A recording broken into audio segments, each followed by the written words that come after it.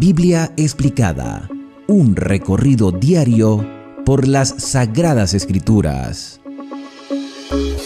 En nuestro estudio sistemático hemos llegado al capítulo número 7 del libro Hechos de los Apóstoles. En el capítulo anterior vimos la ordenación, la imposición de manos hacia 7 hombres, 7 diáconos que, llenos del Espíritu Santo, de buen testimonio y sabiduría, atenderían las necesidades de una naciente iglesia cristiana, principalmente del lado de los helenistas, de los griegos, que eran descendientes de los judíos y que habían aceptado el cristianismo. Y los apóstoles decidieron comisionar, por la selección que los mismos hermanos hicieron, a estos 7 hombres, entre los cuales estaba Esteban, Felipe, Prócoro, Nicanor, Parmenas, Nicolás. Todos estos hombres llenos del Espíritu Santo cumplieron una función, pero particularmente el capítulo número 6 dedicó tiempo a hablar de Esteban, un hombre que, además de cumplir esa labor de servicio, era un hombre que su testimonio daba a entender en público que era un hombre que tenía una relación profunda con Dios. Y hubo discusiones entre algunos dirigentes religiosos con Esteban. Incluso lo acusaron falsamente de blasfemia o de estar en contra de los escritos de Moisés. Si no has tenido la oportunidad de ver la explicación del capítulo 6, te invito a verlo aquí en el canal. En este contexto, el capítulo número 7 comienza diciendo que el sumo sacerdote, habían varios sumos sacerdotes, el sacerdote de turno, dijo entonces: ¿es esto así? Haciendo alusión a las acusaciones que algunos presentaban falsamente contra Esteban. ¿Es esto así?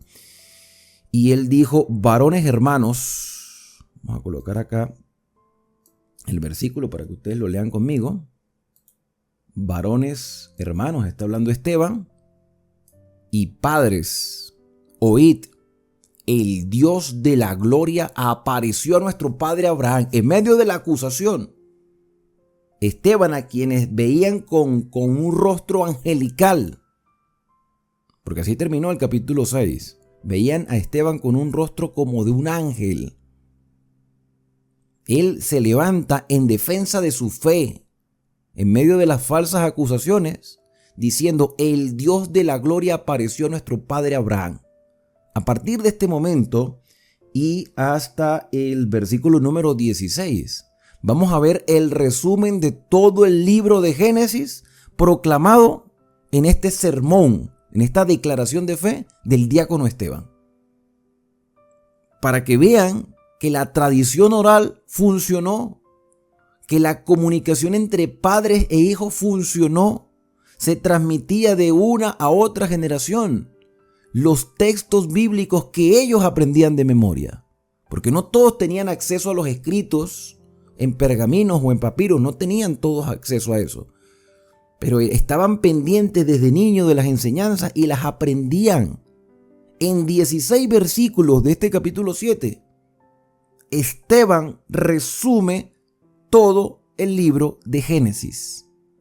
Varones, hermanos y padres, oíd, el Dios de la gloria apareció a nuestro padre Abraham, estando en Mesopotamia, antes que morase en Harán, y le dijo el Señor: sal de tu tierra y de tu parentela, y ve a la tierra que te mostraré. Entonces salió de la tierra de los caldeos y habitó en Harán. Aquí está desde Abraham hasta todo el resto del libro del Génesis, la descripción que Esteban hace. Está hablando directamente de Abraham, no menciona a Adán, no menciona a Noé. Se pasa las generaciones hasta llegar a Abraham, un hombre que fue llamado a habitar en la tierra de Canaán, pero que hizo una pausa en Harán hasta que su padre Taré murió. Y el Señor lo llama, porque una vez muerto su padre, Dios lo trasladó a esta tierra, la tierra de Canaán, en la cual vosotros habitáis ahora. Versículo número 5. Y no le dio herencia en ella ni aún para sentar un pie, pero le prometió que se la daría en posesión y a su descendencia después de él, cuando él aún no tenía hijo. Y le dijo Dios así, que su descendencia sería extranjera en tierra ajena y que los reduciría a servidumbre y los maltratarían por 400 años. ¿A qué se está refiriendo? A la esclavitud que sufrió el pueblo de Israel en Egipto. Esto lo tenía claro Esteban.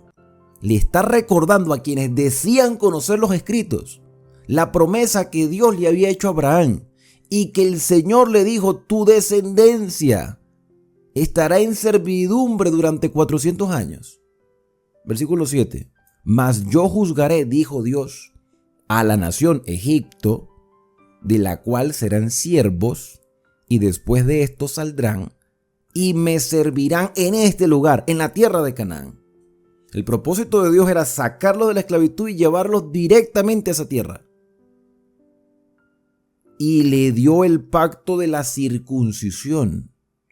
Entonces, la circuncisión era la señal en la carne de un compromiso. Dios se comprometía en introducir a su pueblo en la tierra de Canaán después de una dura servidumbre, con una liberación milagrosa, y los israelitas se comprometían en obedecer al Señor, circuncidando su carne, el prepucio, los varones, cabezas de familia, los dirigentes, quienes iban a formar hogares. Ellos se comprometían con la señal en la carne de que iban a ser obedientes a Dios, y esa señal les iba a recordar constantemente el pacto que sus padres hicieron con Dios y que pasaba de una generación a otra.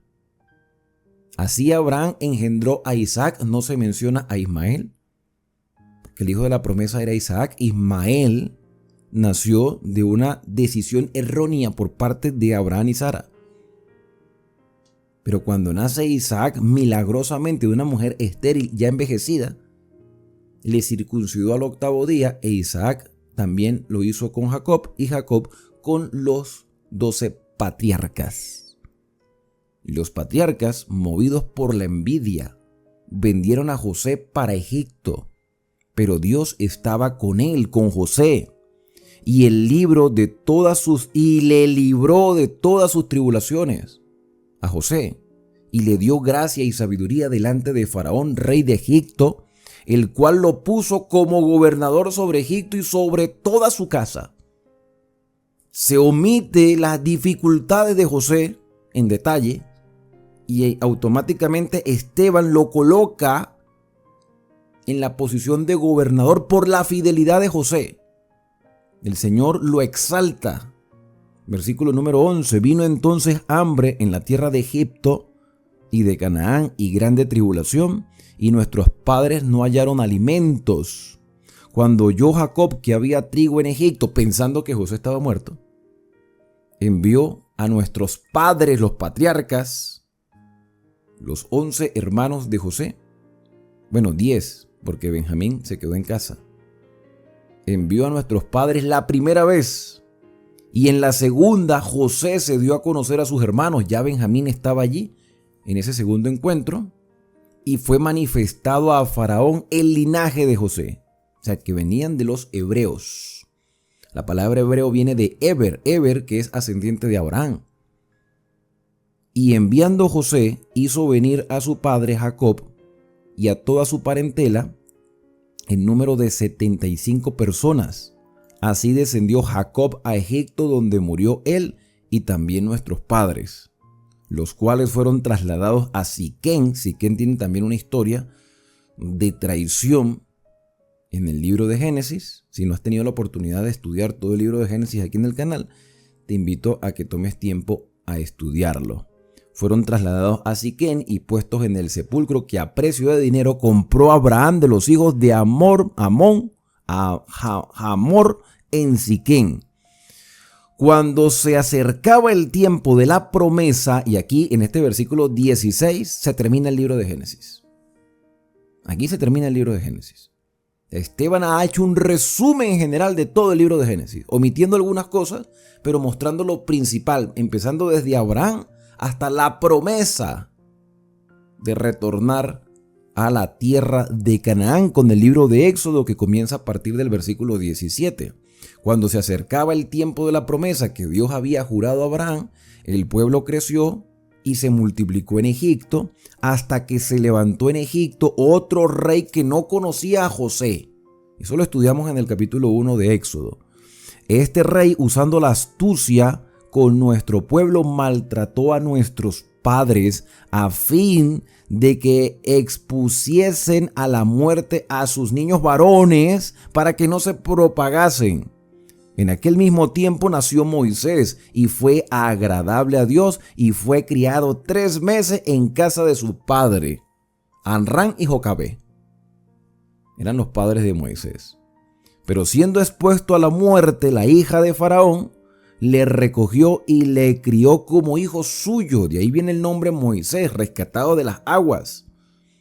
Y fue enseñado Moisés en toda la sabiduría de los egipcios y era poderoso en sus palabras y obras. Cuando hubo cumplido la edad de 40 años, todavía joven, pero ya un hombre maduro, por lo menos se esperaba, ¿no? 40 años.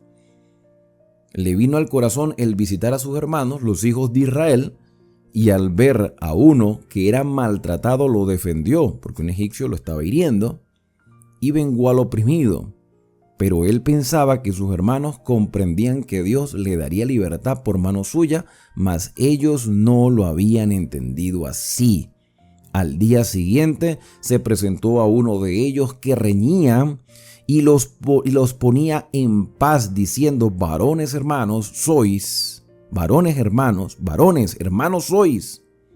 ¿Por qué os maltratáis el uno al otro? No olvidemos que este es el discurso que está dando Esteban a quienes falsamente le están acusando de no reconocer la Torá, no reconocer los escritos de Moisés, y le está dando una cátedra de todo el conocimiento que tiene de Génesis y de Éxodo, para que se cayera la falsa acusación de que no, es que este hombre está en contra de las leyes, está en contra de las normas. No, al contrario, si había un hombre que tenía conocimiento de la escritura, era Esteban. Aquí lo está demostrando. Por eso fue seleccionado como uno de los diáconos para servir.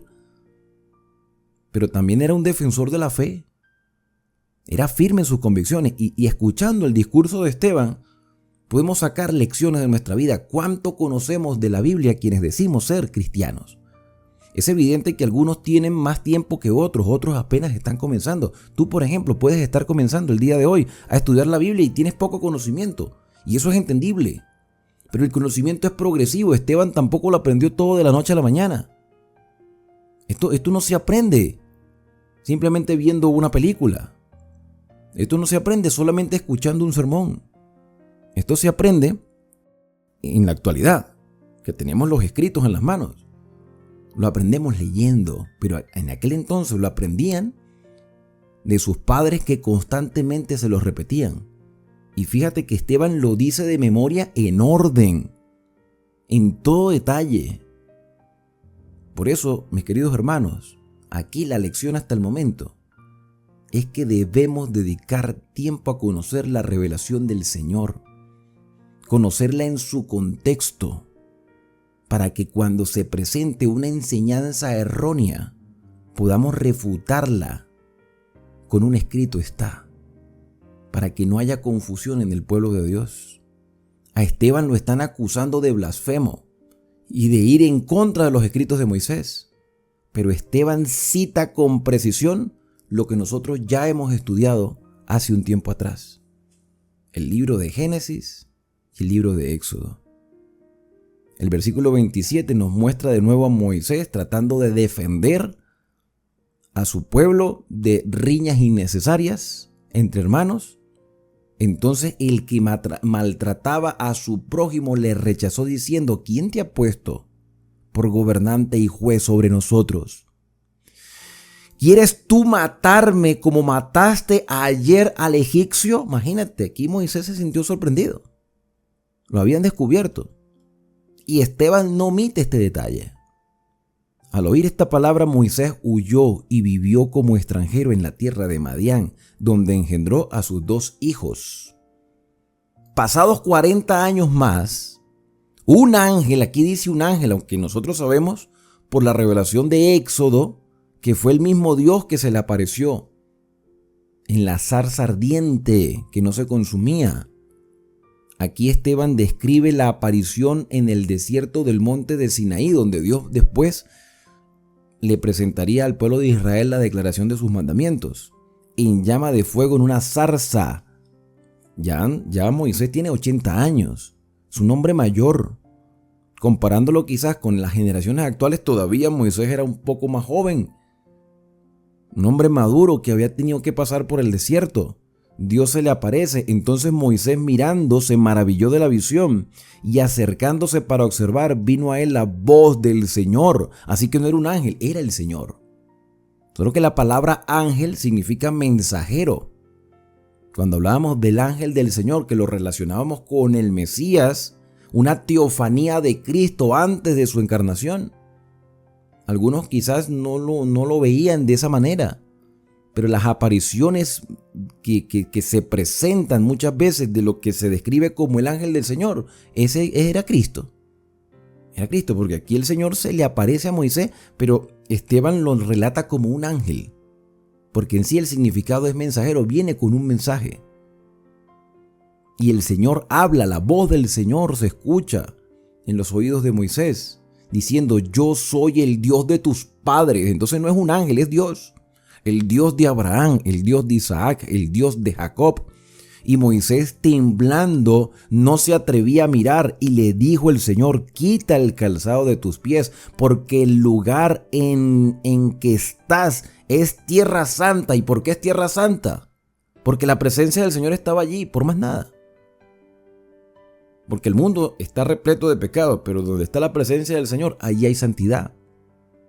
Ciertamente, dice el versículo 34, he visto la aflicción, está hablando Dios, de mi pueblo. O sea, Esteban citando las palabras que Moisés escribió, donde Dios hablaba diciendo: ciertamente he visto la aflicción de mi pueblo que está en Egipto, y he oído su gemido, y he descendido para librarlos. Ahora pues, ven, te enviaré a Egipto. Versículo 35, a este Moisés, a quien habían rechazado diciendo: ¿quién te ha puesto por gobernante y juez? A este lo envió Dios como gobernante y libertador por mano del ángel que apareció en la zarza.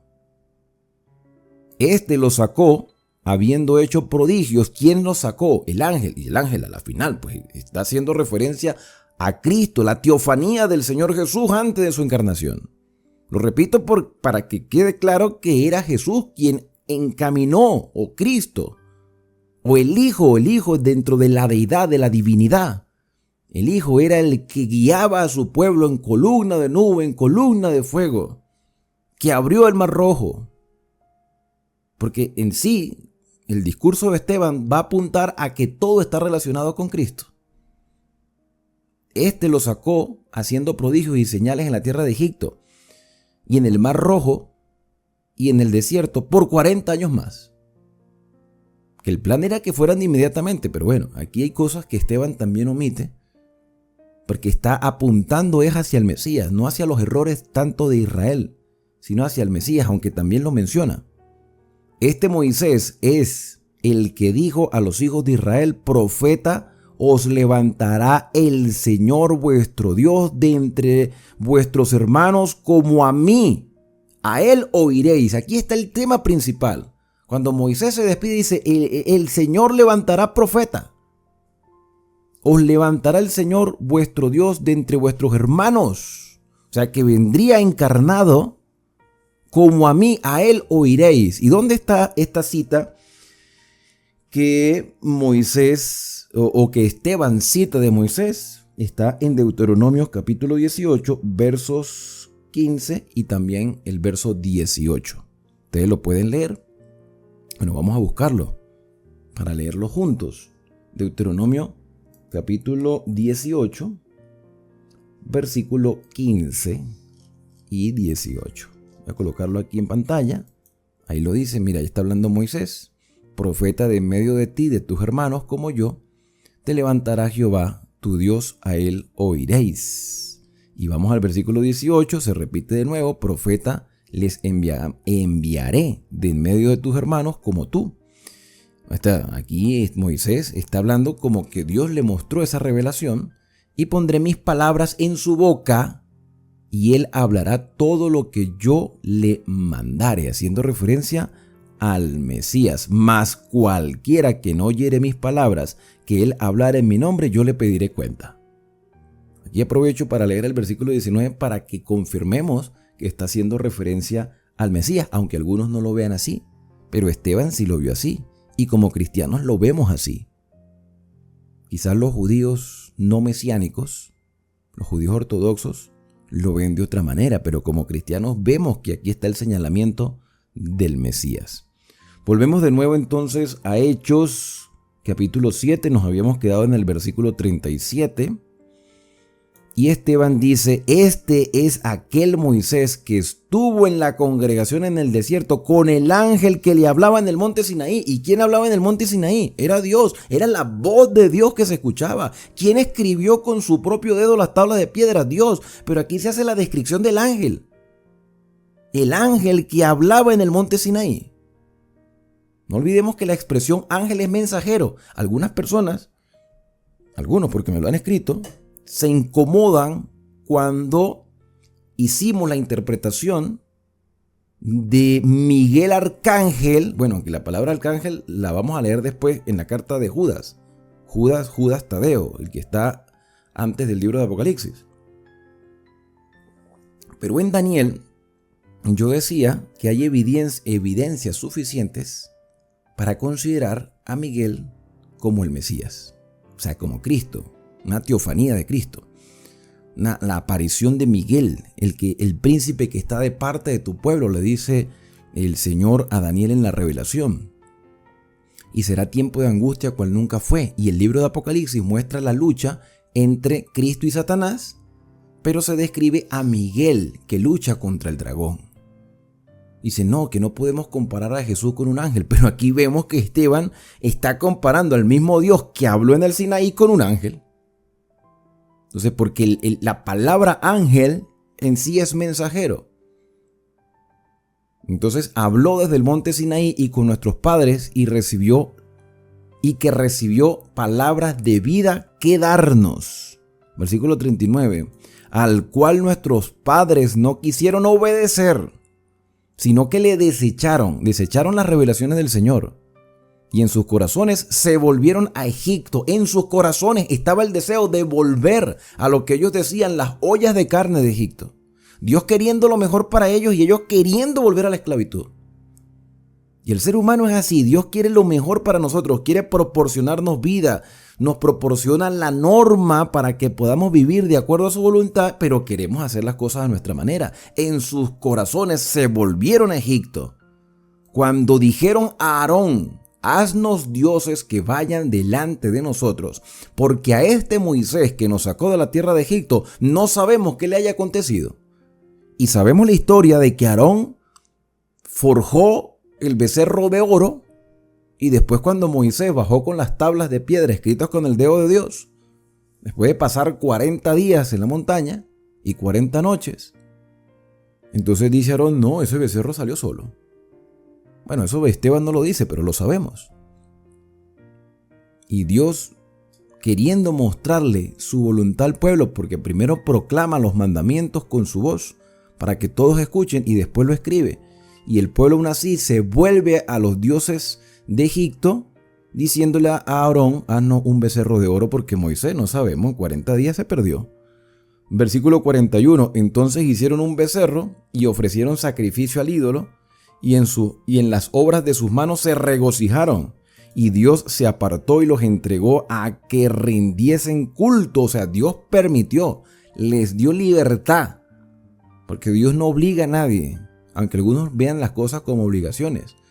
Pero aquí dice que el Señor se apartó de ellos y los entregó a que rindiesen culto al ejército del cielo, como está escrito en el libro de los profetas: ¿acaso me ofrecisteis víctima y sacrificio en el desierto por 40 años, casa de Israel? Sí, sí ofrecieron víctimas y sacrificio, porque se hizo la construcción del santuario, pero eran formas de culto nada más. Eran muy pocos quienes habían entendido el significado, porque el corazón de muchos todavía estaba en Egipto.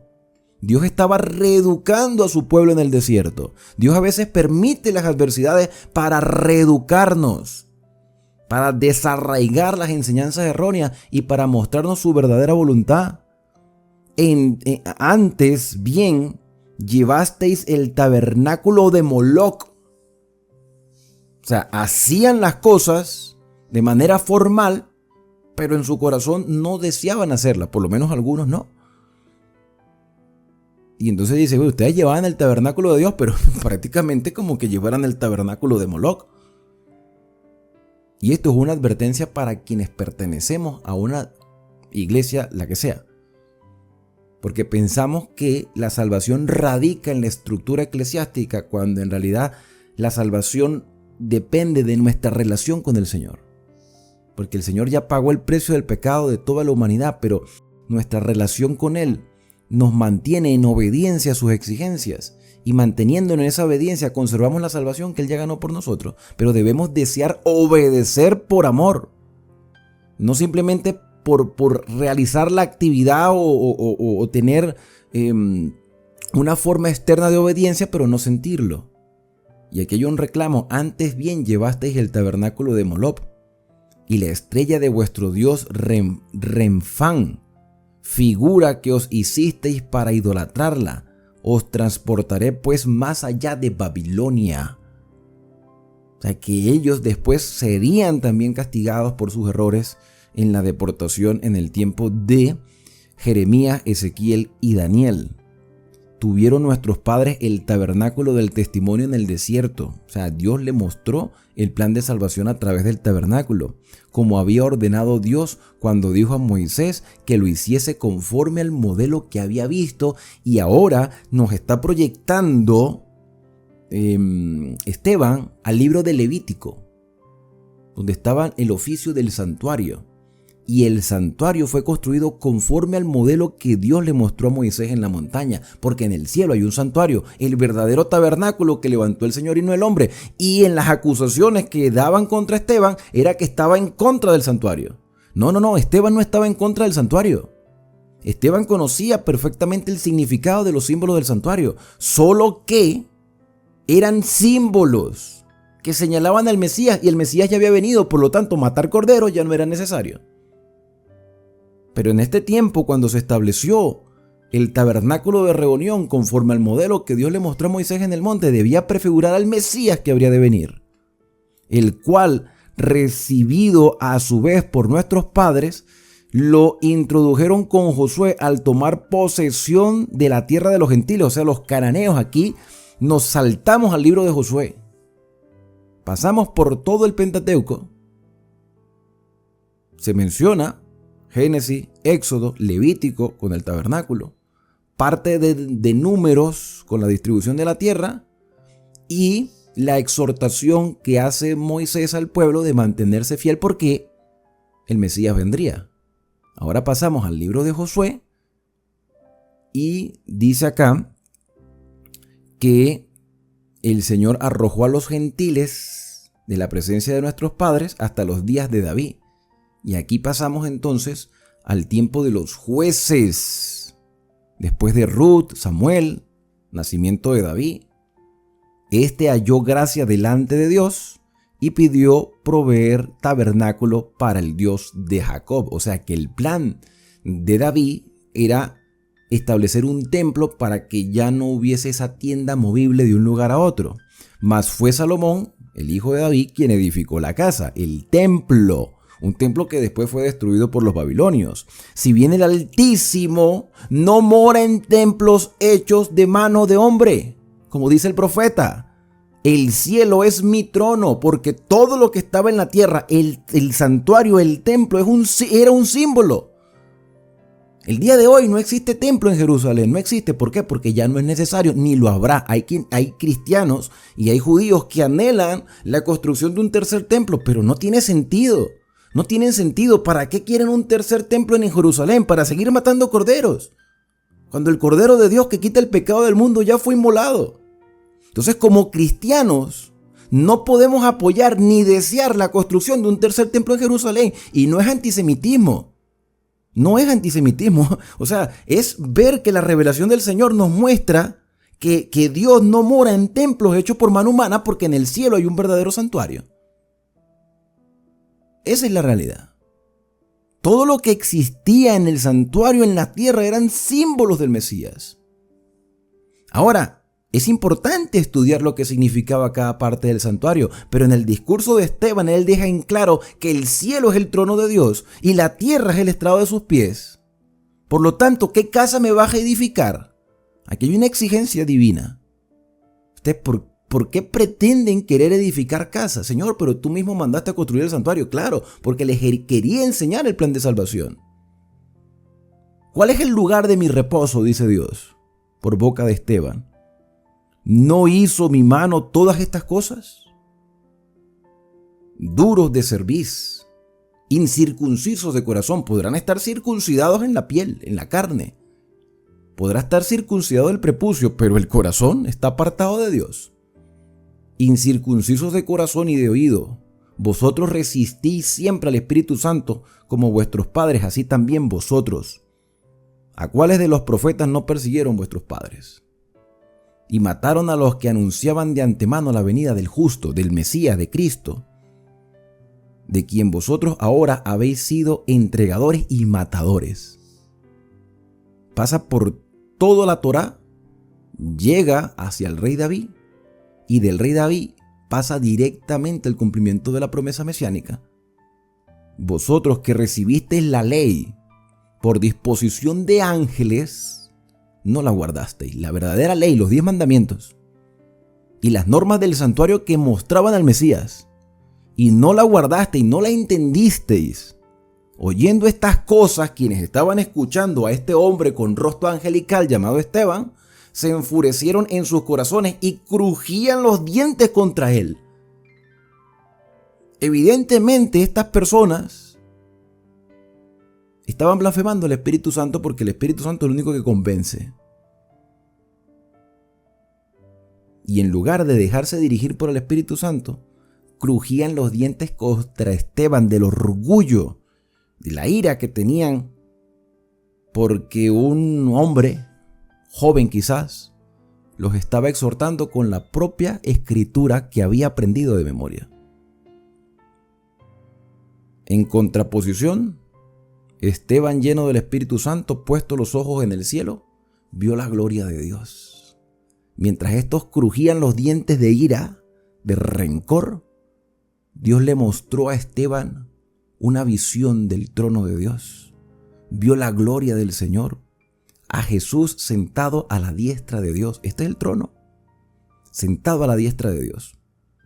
Para quienes han dedicado tiempo a estudiar las enseñanzas del santuario, quiero mostrarles de nuevo cómo estaba estructurado originalmente la tienda de reunión. Ahí tenemos el santuario. Tenemos que el santuario estaba dividido en 3 partes: atrio exterior, aquí estamos señalando el atrio, el lugar santo y el lugar santísimo. Todos estos muebles prefiguraban la obra de Cristo. El altar del sacrificio representa la cruz, o la cruz está simbolizada por este altar del sacrificio, donde todos los días, en la mañana y en la tarde, se ofrecía un cordero sin defecto, que evidentemente representaba al Mesías, porque Cristo es el Cordero de Dios que quita el pecado del mundo. Después tenemos la fuente de bronce, que representaría el derramamiento del Espíritu Santo en el día del Pentecostés, donde se bautizarían 3,000 personas. El bautismo en agua también llevó al bautismo del Espíritu Santo.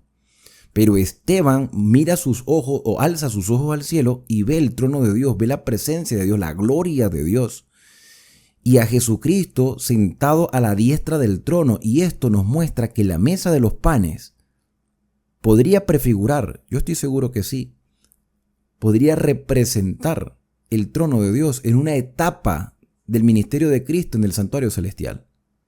Aquí habían 2 pilas de pan y hay quienes han llegado a la conclusión que ese pan, que en sí representa también al pueblo de Israel, que es alimentado por la palabra de Dios porque es pan y Cristo es el pan de vida, también se entiende como que es un símbolo del Padre y el Hijo quienes están sentados uno al lado del otro en el trono.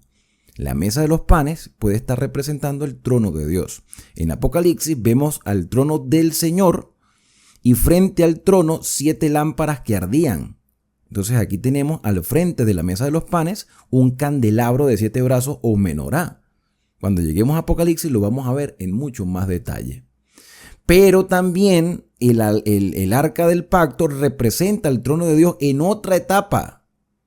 Una etapa futura que tuvo su cumplimiento en Daniel 8:14. Con la profecía de las 2300 tardes y mañanas. Que Daniel en su momento no la entendía. Y cuando Gabriel se le aparece de nuevo a Daniel después de una oración, Gabriel le dice a Daniel, entiende la profecía, 70 semanas están determinadas sobre tu pueblo. O sea, de la profecía de las 2300 tardes, 70 semanas eran para el pueblo de Israel. Y Esteban, en ese momento histórico, que con seguridad no era ya el año 31, sino que había transcurrido el tiempo, estaríamos nosotros en el año 34 de nuestra era cristiana, Esteban ve a Cristo sentado a la diestra del trono de la majestad en una etapa sacerdotal de Cristo en el santuario, representado aquí por la mesa de los panes. Después, más adelante, el trono de Dios estaría siendo representado por el arca del pacto. Pero eso lo vamos a entender mejor en el libro de Apocalipsis. Simplemente hago la referencia porque con Esteban se presenta el cumplimiento de la profecía de las 70 semanas. Esteban ve la gloria del Señor y a Jesús sentado a la diestra de Dios. Y dijo, he aquí veo los cielos abiertos y al Hijo del Hombre que está a la diestra de Dios. Y esta gente se enfureció más. Entonces ellos dando grandes voces, gritos, se tapaban los oídos y arremetieron contra Esteban por decir lo que Dios le había revelado. Y echándole fuera de la ciudad, le apedrearon, cosa que no podían hacer porque el Imperio Romano no permitía el asesinato de personas sin antes realizar un juicio. Por eso es que no pudieron matar a Jesús sin el permiso de los romanos. Por eso es que Poncio Pilato tuvo que aprobar la muerte de Cristo, aunque no estaba de acuerdo, porque los dirigentes del templo solicitaron la crucifixión de Jesús. Pero aquí no vemos ninguna consulta al Imperio Romano, lo que nos hace llegar a pensar que sobornaron a los romanos o que se arriesgaron con tal de lograr sus objetivos, quitándole la vida a un hombre cuyo rostro era como de un ángel y que decía la verdad de lo que estaba escrito y que había interpretado correctamente las revelaciones que apuntaban al Mesías. Pero el orgullo no les dejó aceptar la enseñanza y apedrearon a Esteban, y testigos pusieron sus ropas a los pies de un joven que se llamaba Saulo, el mismo Saulo de Tarso, que más adelante sería conocido como Pablo el apóstol. Saulo fue testigo del martirio de Esteban. Y apedreaban a Esteban mientras invocaba a Esteban diciendo, Señor, recibe mi espíritu. Esteban sabía que de esa circunstancia no iba a salir. Aceptó la suerte con tal de no negar su fe, aceptó morir en ese momento apedreado, que yo creo que es una muerte, mira, uno se pone a pensar, y fue una muerte cruel, porque la primera piedra no mata a nadie, deja el dolor, una muerte lenta, dolorosa, agresiva, miserable. Y él, en lugar de expresar dolor o queja, decía, Señor, recibe mi espíritu, sé que voy a morir. El espíritu es el aliento de vida. O sea, Esteban dijo, Señor, ya voy a morir. Y puesto de rodillas, recibiendo piedras, y Saulo viendo todo eso, clamó a gran voz, diciendo, Señor, no le tomes en cuenta este pecado. ¿No es este el corazón de un hombre verdaderamente convertido? De un hombre que vio algo más allá, algo mejor que lo que en este mundo podemos ver. Sabiendo en quién había creído y con la seguridad de que al morir sería levantado de la tumba. Y aún así, en medio de las agresiones que recibía, en medio de los golpes, le decía el Señor en oración: no le tomes en cuenta este pecado. Por eso yo dije en un video anterior que Esteban es como un tipo de Cristo. Esteban había desarrollado el carácter que Cristo quiere buscar en nosotros cuando Él venga en gloria y majestad como Rey de Reyes y Señor de Señores. Así como Cristo en la cruz dijo: Padre, perdónalos porque no saben lo que hacen. Esteban dijo: Señor, no le tomes en cuenta este pecado. Si alguien nos hace daño, si alguien nos afecta físico o emocionalmente, nuestra relación con Dios sería tan fuerte como para decir: Señor, no le tomes en cuenta este pecado a ellos. Y habiendo dicho estas últimas palabras, Lucas deja en claro la condición de Esteban. Estaba muerto, murió, pero aquí dice durmió, porque Lucas sabía perfectamente que la muerte es un estado de inconsciencia, aunque a algunos cristianos no les guste.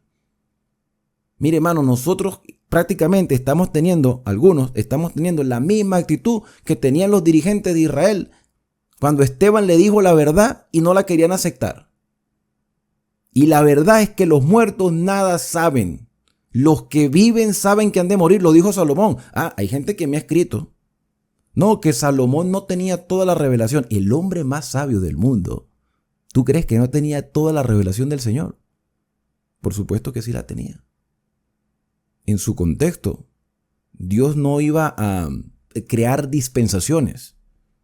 O sea, no es que la verdad de un tiempo es una y la verdad de otro tiempo es otra. No, la verdad es la misma siempre, porque Dios no cambia.